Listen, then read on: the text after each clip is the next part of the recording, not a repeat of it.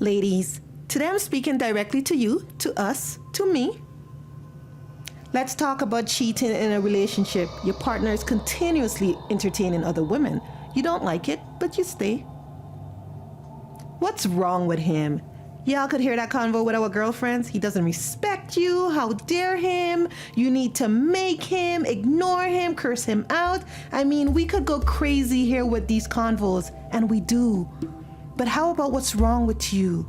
I know it's an upsetting thing to hear after you've been hurt, but seriously, what happened to you along the route that you became comfortable with being in a relationship with a person that doesn't respect the terms you both agreed to? How did we get here? Society. Society said you should stay. Who's society? The establishment revolutionized by random freaking people that's trying to keep you trapped in your mental turmoil? Do you do whatever it takes to save your relationship bandits? Your friends and family that's not coming home with you to this mess?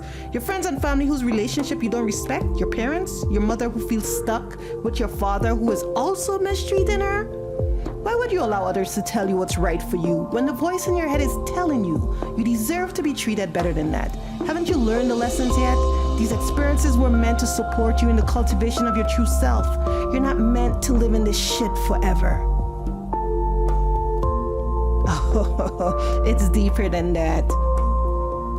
Y'all have assets. The kids, those assets surely respect you, huh? You happy? If only he could get it together, y'all would be happy, right? Looking for your joy externally? You have to keep your family together, right? Absolutely. Your children should be forced to watch their mother mistreated. Yes, the same disrespect you watch your mother tolerate, now you're doing the same to your kids, all in their name. But you know this isn't about the kids. If you kept digging, you'd realize you're there because of your own fears. The person you are hoping will do right by you is broken.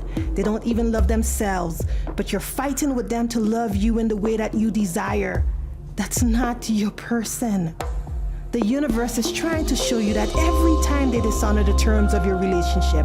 But because you don't love your own self, you're tolerating the mess. You don't think you can do better, but you're chosen. Why should that man give you something you can't give yourself? You want him to choose you, right? But you won't even choose yourself.